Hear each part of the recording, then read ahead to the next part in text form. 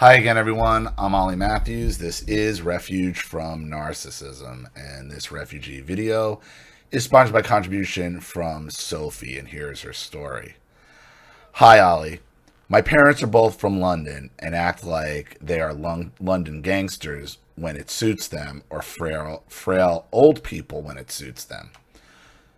When I was no contact in 2018, Mom threatened to find me in London, going round to every pub, which did scare me and make me worried she would walk in one day, as my cousin told her I was working in the Richmond area. This time I went home, she told me she nearly got her friend, who apparently works in CID, to track me down as she was worried. Again, another way to tell me she will always know where I am and I cannot run and hide. My cousin knows my address now, but yet they don't try to contact me, only an email, which, again, kind of blaming me, saying she knows how hard therapy must have been for me, and she is doing some now, apparently, and that some contact would be nice. Also, when I was nearly homeless the Christmas before last, after my brother was abusive and I nearly had nowhere to go, she did not give one shit, actually had a go at me and I asked her to help me to get a room by being a guarantor, and she said, what will one night in a B&B do, and that she has no money. Something they always said, although they had enough for themselves, and still after that did not try to contact me or care how I was, but yet played the victim to her friends. Although she offered to pick me up to come home, but I did not want to be under their control. That's all they offered. Also said to me about buying DJ decks and producing music that she's so happy I actually have something I'm passionate about, pretending I was just lazy before she used to say I will do things but don't finish them, when in reality I was working since 12 years old, volunteering with horses to ride them, then at 14 in a hair salon, and always after a while also studying school and my degree.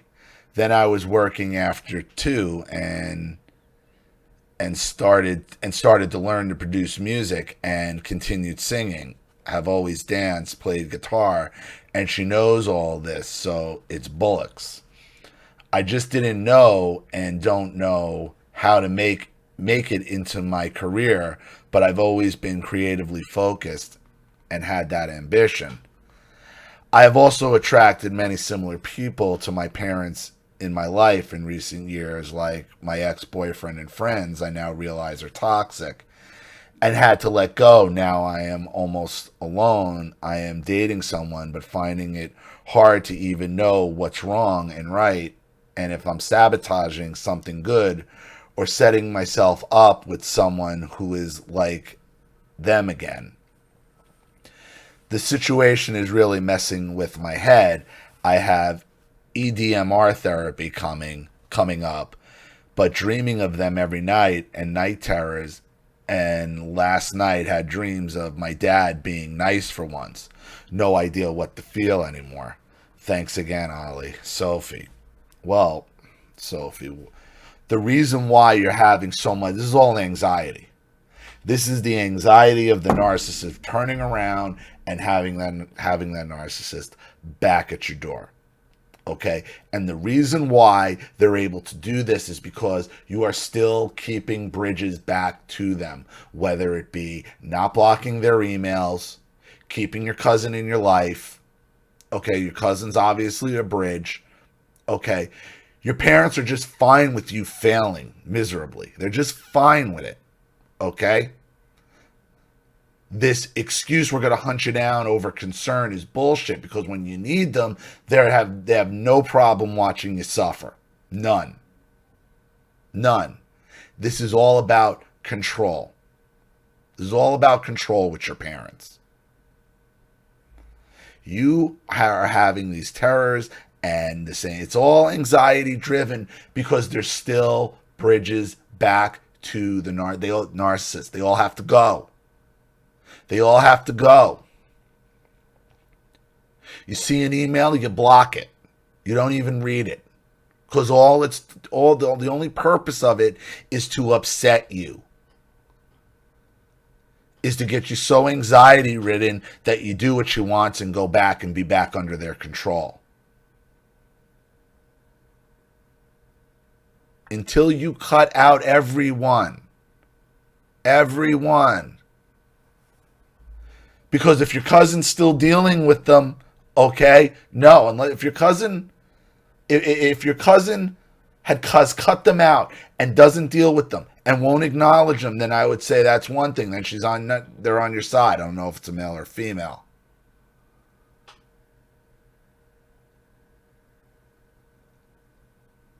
But that cousin's a danger. That cousin's a bridge back. And that's why you got all this anxiety. And that's why you can't clear your head. And that's why you keep bringing in other toxic people into your life. Because you have not burned that bridge. Has to be burned. Has to go. And you might have to change jobs again. You might have to move again. All that might be necessary for a fresh start.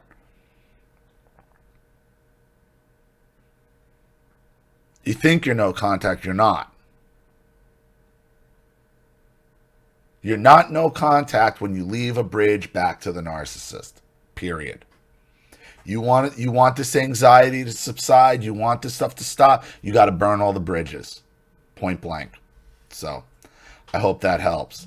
Thank you so much, Sophie, for your contribution and your story. I really appreciate it. Thank you to everybody watching. Please leave any opinions or advice in the comment section below. And again, if you want your story read on the channel, you have a topic you'd like me to cover, something you'd like me to expose, you'd like to set up a Skype phone call, have a private video made, you'd like to sponsor a video like this for someone who needs help and can't afford it, or just make a contribution to the channel in general to keep it supported, growing, and successful, because this channel survives 100% on contributions from all of you. Without you guys, all this goes away. So if you like what you see here and you want to see more videos like this, you know what to do with the PayPal and email links in the description box.